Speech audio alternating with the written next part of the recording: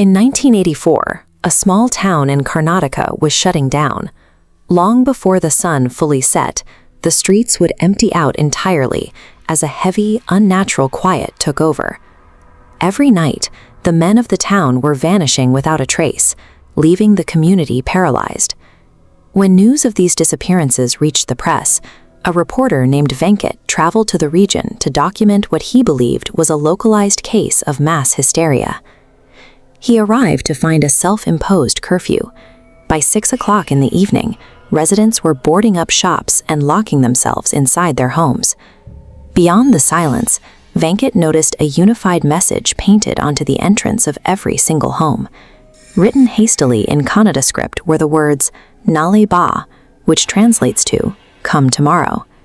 This coordination suggests the town had moved past blind panic, instead deploying a specific defense mechanism against an apex predator. Desperate for answers, Venkat intercepted a local priest on the street and demanded an explanation for the disappearances and the marked doors. The priest told him that a witch draped in a red saree was stalking the streets at night, specifically targeting the men of the town. Her hunting method was psychological. She would approach a house and use a sweet, melodic voice to call out the exact name of the man hiding inside. If a man broke discipline and opened the front door to answer that voice, he was lured away into the darkness and murdered. To survive, they devised a linguistic loophole. Writing "Nale ba" on the entrance forced the entity to read it and return tomorrow. Compelled by the command, she was trapped in a perpetual paradox. The door always told her to wait, indefinitely postponing the violence. The town's survival strategy didn't rely on physical force, but on outsmarting the predator using a specific cultural legalism. Soon, the sun disappeared completely. The priest hurried indoors, and Venkat was left alone on the silent streets.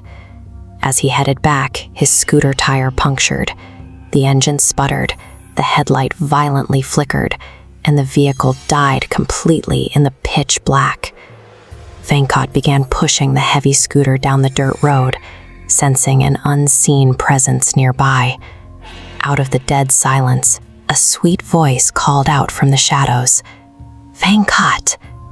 He caught a terrifying glimpse of something in the scooter's rearview mirror, abandoned the vehicle, and ran for his life.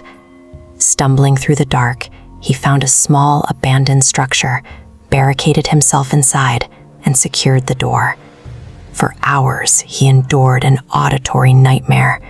Violent knocking shook the wood, accompanied by bizarre noises echoing just inches away on the other side. The weight of the folklore comes from the knowledge that the entity is standing right outside, methodically testing the boundaries of your sanity. When the sun finally rose, the tension broke. Locals discovered Venkat passed out on the floor of his shelter, but physically unharmed. The townspeople believed he was spared because he was an outsider, exempt from the localized curse of the witch. In the years following 1984, the nighttime disappearances eventually stopped, and daytime normalcy returned to the village streets.